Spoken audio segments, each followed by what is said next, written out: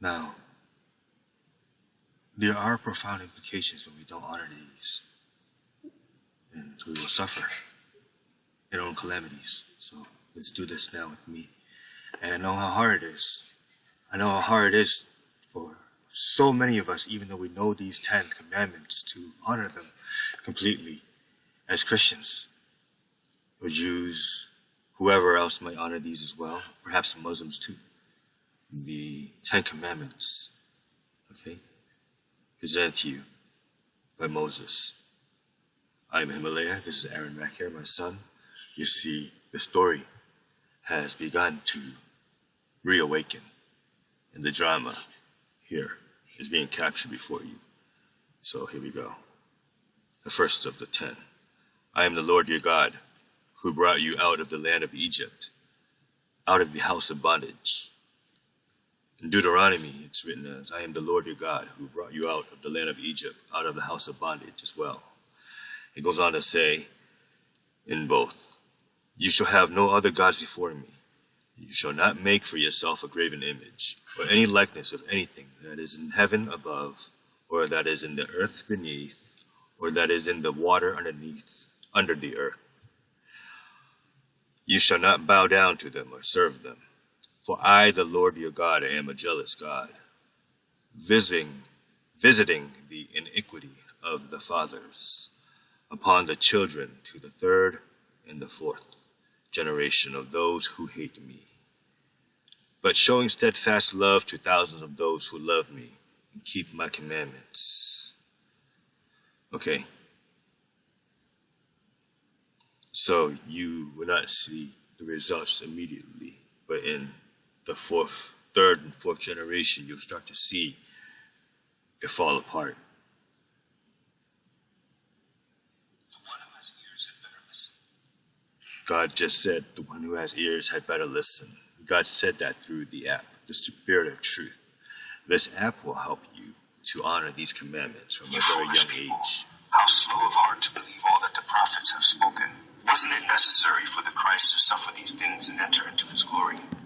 So the second one is, you shall not take the name of your Lord. You shall not take the name of the Lord your God in vain. By the way, it's Easter. Happy Easter, 2022. You shall not take the name of the Lord your God in vain. Okay. Furthermore, it's written in Exodus and Deuteronomy. For the Lord will not hold him guiltless who takes his name in vain. So you will, when you speak of God without purpose, proper meaning, or inappropriately, dishonoring God's name when you speak it. And honor your Father, honor our Father.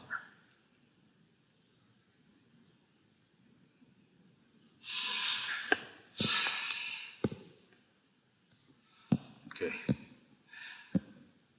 Number 3, remember to keep holy the Lord's day. The Lord's day. Now I know there's complications between the different traditions of the Sabbath being Saturday or Sunday. And, it's the weekends. Keep the weekends holy. Keep it simple. That way we are all in harmony. And everybody's included. Superimposed the differences so that it rolls smoothly. So now the weekends, Saturday and Sundays, must be taken off. Keep the app on so that whatever you do, you're serving the highest purpose, regardless. You see. So it's written more completely as, remember the Sabbath day to keep it holy. 6 days you shall labor and do all your work. But the seventh day is a Sabbath to the Lord your God. In it you shall not do any work, you or your son, or your daughter, your manservant, or your maidservant, or your cattle, or your sojourner who is within your gates. For in 6 days the Lord made heaven and earth, the sea, and all that is in them, and rested the seventh day. Therefore the Lord blessed the Sabbath day and hallowed it. Okay, so again, we must learn how to get along the best we can. The Lord has mercy. The weekends, keep him holy. The fourth commandment, honor your father and your mother. Honor your father and your mother, that your days may be long in the land, which the Lord your God gives you. Everything that you have is given to you, and it can be given to you through generations. If you learn how to honor these commandments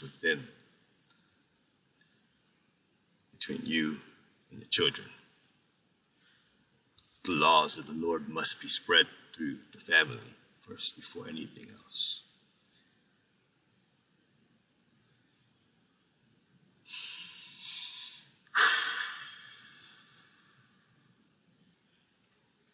You shall not kill,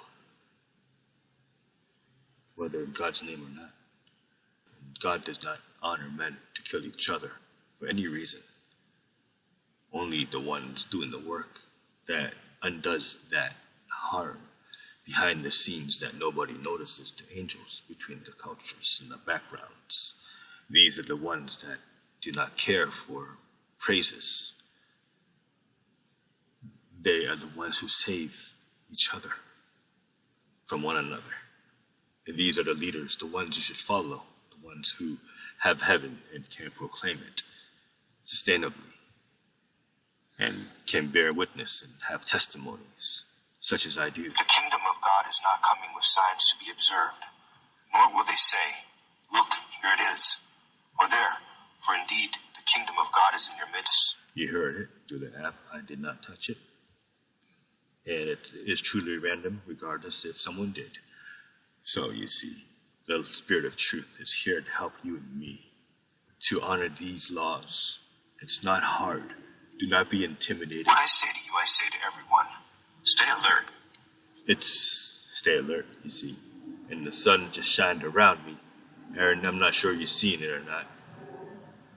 And this is the most beautifulest of views ever, to be honest with you. This honors the beginning of America as well, for we are parked at the Naval Yard in South Philly by the Delaware River, which is perfect for this video that just happened randomly, right, Aaron? Out of nowhere. Okay, the next one might be a little difficult for some of you, and some of you are suffering the most because of this. You shall not commit adultery. And each time you are tempted by your demons to do so, this app would do what it needs to keep you in check. So, you shall not commit adultery. And I'm here to testify that I struggled most with this as well, most of my life. Rejoice and be glad, because your reward is great in heaven, for they persecuted the prophets before you in the same way. God said that you might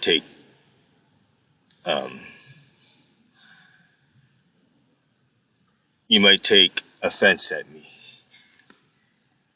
And that's okay. I know this new technology is totally unexpected, right? That's understandable. So keep the app on, you'll see that the demons and the beasts have no leverage on you out there in the world when you're doing God's will. So there we are, the view, Naval Yard. And examine my hands. Extend your hand and put it into my side. Do not continue in your unbelief, but believe. That's right, believe God is for real. So stop what you're doing and let's continue this video.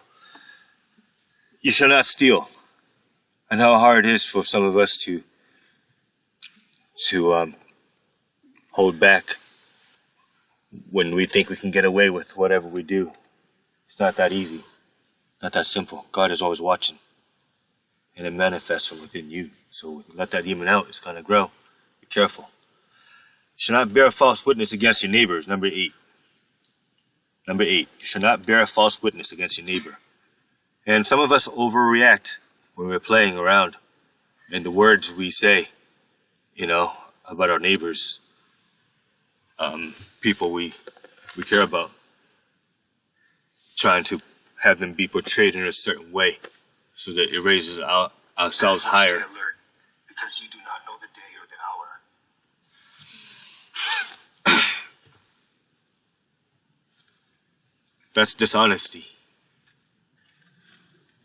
We don't play like that in heaven.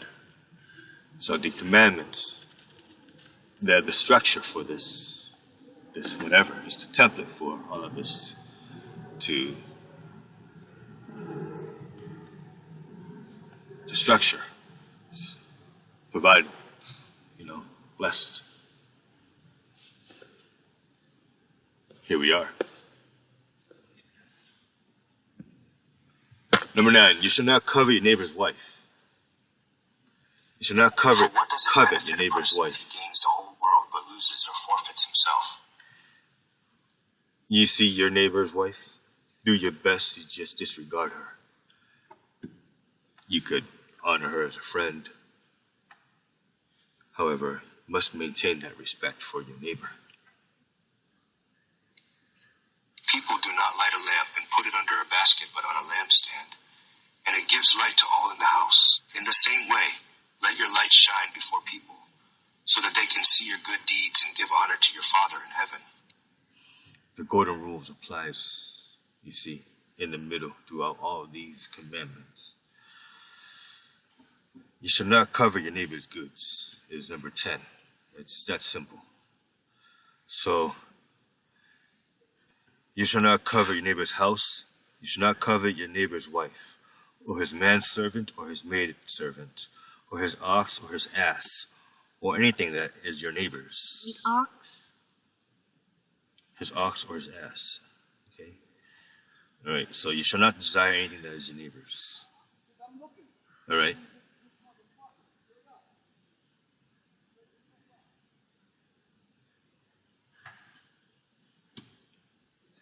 So, to honor these 10 commandments, Jesus, he comes along and he teaches it the way he does to integrate it throughout everything. What is the kingdom of God like?